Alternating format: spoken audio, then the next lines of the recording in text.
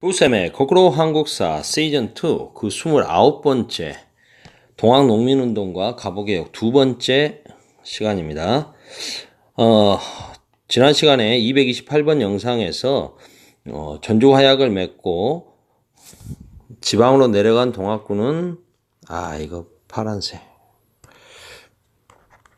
집강소를 설치하여서 개혁을 추진하고 정부는 교정청을 설치해서 폐정개혁안을 스스로 고치기로 시행하기로 했었죠. 그래서 자주적인 개혁을 추진하고 있었습니다.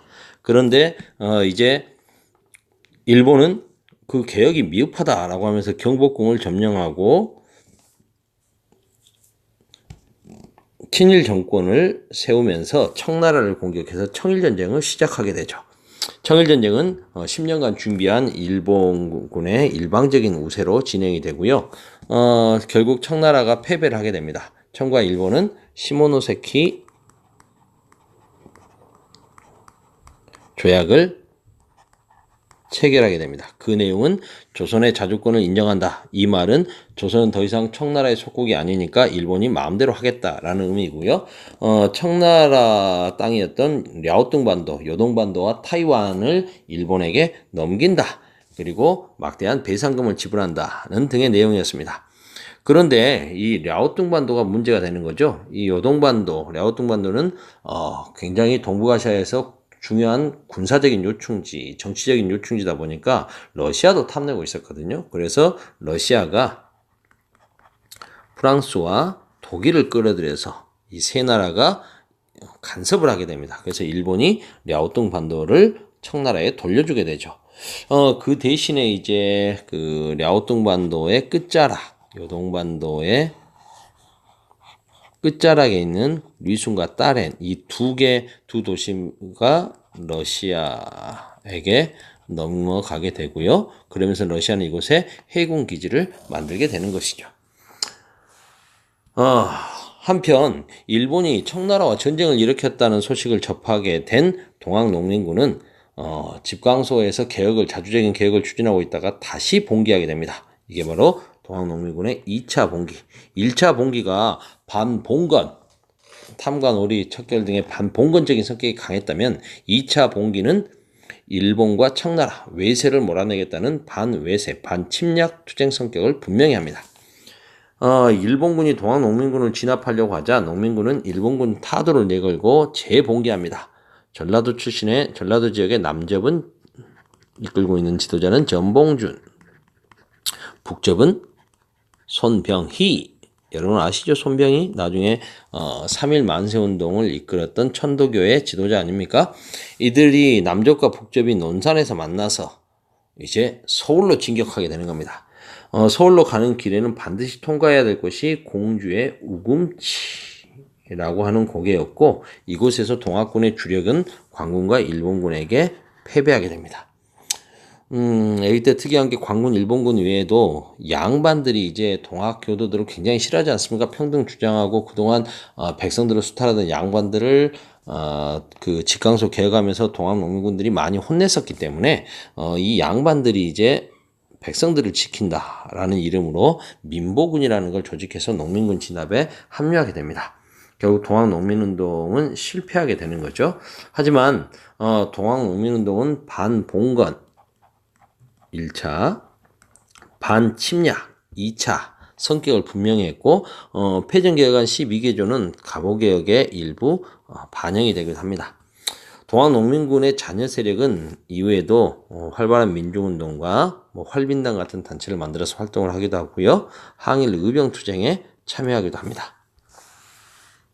자, 그림을 보시면 아시겠죠? 보면 남접과 북접이 힘을 합쳐서 우금치 전투에서 맞서 싸웠으나 패배하게 되고요.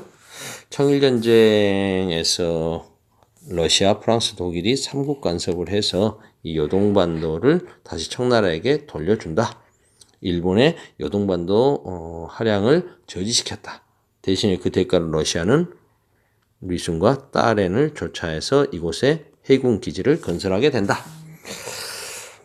갑오개혁.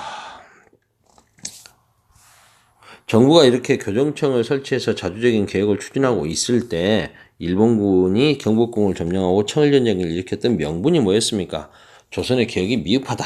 그래서 이 사람들은 우리가 스스로 하려고 하던 교정청을 없애버리고 김홍집을 중심으로 한 친일 내각을 만들고 나서 이제 군국 기무처를 설치하게 됩니다.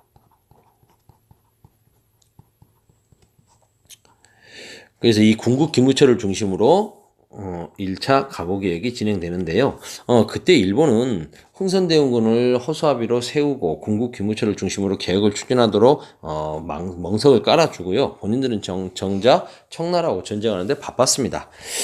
그래서 이 1차 가보개혁은 2차, 3차에 비해서 상대적으로 자주적인 성격을 띠게 되었고요. 군국 기무처의 조선인 관리들 중심으로 해서 갑신정변과 1884년에 갑신정변과 그 다음에 동학농민운동의 패전 개혁안의 내용도 일부 수용해서 개혁을 추진했습니다. 정치, 경제, 사회면에서 광범위한 개혁이 추진되었죠.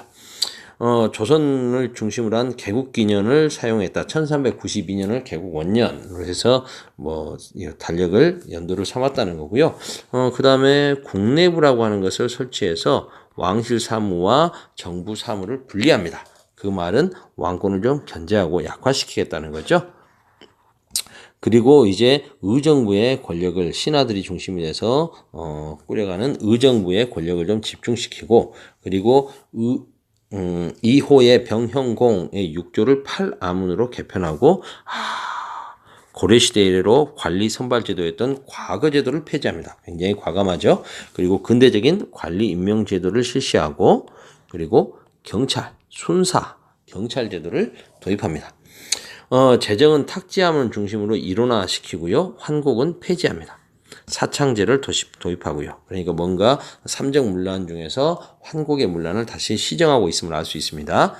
세금, 조세를 통합하고 음본위 화폐제도를 실시하고, 조세 급납하라고 하는 것은 세금을 금으로 납부한다는 게 아니라 돈으로 납부한다는 의미입니다. 급납하를 실시했습니다. 그리고 수천 년 동안 계속됐던 신분제도를 폐지하죠. 노비제, 사노비를 폐지한 겁니다. 공노비는 이미 순조 때 폐지됐으니까요. 고문과 연자제 폐지, 조혼 금지, 과부 제가 허용, 모든 공문서에 국화문 혼용 사용, 이런 개혁들을 추진한 게 1차 가보개혁입니다. 이제 일본이 청일전쟁에서 어느 정도 승기를 잡았습니다. 우리나라에 대한 내정을 좀 더 간섭을 강화하고 싶겠죠. 그래서 흥선대원군, 허수아비로 써놨던 흥선대원군을 쫓아내고, 그리고 친일파 박영효를 일본에서 데리고 와서 김홍집과 박영효 연립내강을 구성하게 합니다. 그리고 개혁의 의지를 담아서 홍범 14조를 반포하게 하죠. 홍범 14조의 내용은 아주 좋습니다. 조선의 자주독립을 선포하고 이런 내용인데, 결국 이건 청나라로부터 완전히 이제 벗어났다는 걸 선포하는 거니까 조선이 이제 조선은 이제 일본이 마음대로 할 수 있다. 이런 거라고 생각하면 되겠습니다. 그리고 이제 자신들의 입김을 좀 더 불어넣기 위해서 조선 관리들 중심으로 상대적으로 자주적인 성격을 띠고 있었던 군국 기무처를 폐지해버립니다. 그리고 내각제를 실시하게 되죠. 의정부를 폐지하고요. 8아문을 다시 7부로 개편하고 행정구역 8도 강산하는 그 8도를 23부로 개편합니다. 그리고 군, 현 등으로 되어 있던 지방제도를 군으로 통일합니다. 징세기간 일원화, 그 다음에 또 재밌는 게 바로 사법권을 분리하는 거죠. 지방간이 갖고 있었던 사법권, 행정권, 군사권 중에서 사법권을 뺏어버립니다. 이것은 근대화되는 상권 분립으로 가는 성격도 있겠지만 실은 지방 간의 세력을 약화시킨다는 의미도 있습니다. 서울의 유기전을 폐지하고 그 다음에 상리국을 폐지함으로써 독점 상업권을 없애고 상공업을 활성화시킵니다. 이건 자유상업을 권장한다는 것도 의미도 있겠지만 일본의 진출을 좀 더 쉽게 하겠다라는 의미도 있습니다. 그리고 교육, 입국조서. 이거 하나 마음에 드네. 교육으로 나라를 세운다. 교육 입국조서를 발표하기 위해서 학교 관제를 발표하고 이제 학교를 만들 수 있는 준비들을 하는 거죠. 그래서 한성사범학교 관제, 소학교 관제, 외국어 학교 관제 등을 발표합니다. 그림으로 정리해 놓으신 거 좀 보시면 1차 갑오개혁은 군국 기무처 중심이다. 일본이 청나라하고 싸우느라고 정신이 없었다. 그래서 상대적으로 조선 관리 중심으로 진행이 되었다. 근데 일본이 승기를 잡으면서 이제 친일 세력이었던 박영효를 데리고 와서 군국 기무처 빠샤 깨고 연립내각, 김홍집, 박영효 연립내각을 만들어서 2차 갑오개혁을 추진했다. 홍범 14조 핵심 지방간 권한 축소, 사법권 분리, 군사권 박탈, 한성 사범학교 같은 교육이국조서. 자, 3차 가보게요. 시간이 벌써 또 10분이네. 마음이 좀 조마조마해집니다만 어떻게든 15분 안에 끝내도록 하겠습니다. 삼국 간섭 이후에 러시아 힘이 세다는 걸 알게 된 고종과 민비는 러시아 세력을 끌어들여서 일본을 견제하려고 합니다. 그래서 친러 인물을 중심으로 내각을 구성하게 되죠. 그러자 일본 위기를 느낀 일본은 미우라 공사가 일본군과 낭인을 동원해서 경복궁에 쳐들어와 명성황후를 죽이게 되는 을미사변, 끔찍한 을미사변을 일으키게 됩니다. 그 뒤에 이제 일본은 친일 내각을 구성하고요. 김홍집, 육일준 내각을 구성하고 태양력을 사용하고 건양이라는 연호를 사용하고 우편사무를 개시하면서 종두법과 그리고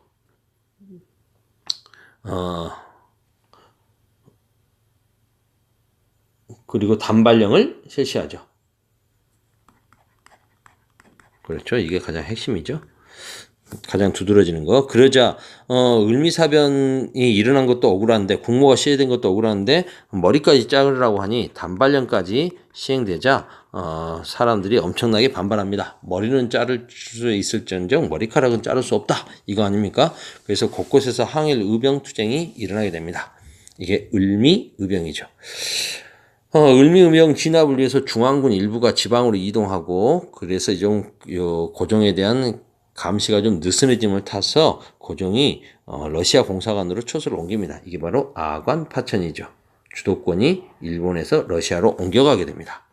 그러면서 3차 갑오개혁을 주도하고 있었던 김홍집 1, 2, 3차 모두 살아남았던 김홍집이 드디어 제거가 됩니다. 그래서 개혁은 중단되죠.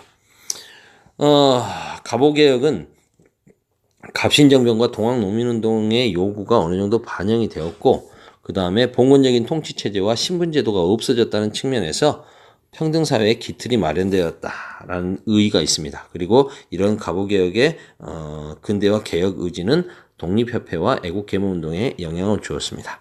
하지만 백성들이 정말로 원했던 토지제도 개혁이 없었고 반영되지 않았고 그리고 일본이 거부감을 가졌던 국방력 강화에 소홀했고 상공업 진흥에 소홀했다는 한계가 있습니다. 그림을 살짝 정리해 보자면 1, 2차 갑오개혁이 추진되고 있는 틈에 이제 청일전쟁에서 삼국 간섭을 통해서 러시아가 힘이 세다는 걸 알게 된 고종과 민비는 이완용과 같은 친러주의자들을 끌어들여서 이완용이 이때는 친러파였다는 게 더 웃기죠. 러시아에게 기우는 모습을 보이자 일본이 이제 을미사변을 일으켜서 왕비를 죽이고 3차 개혁을 추진했습니다. 이게 바로 을미개혁이죠. 그러자 왕은 여기에 반발해서 특히 단발령에 반발해가지고 의병이 일어나서 중앙군대가 지방으로 의병 진압을 위해서 이동하게 되고 이런 혼란한 틈을 타서 고종이 러시아 공사관으로 들어가는 아관 파천이 단행되었다. 그림으로 정리해봤습니다. 오늘은 여기까지.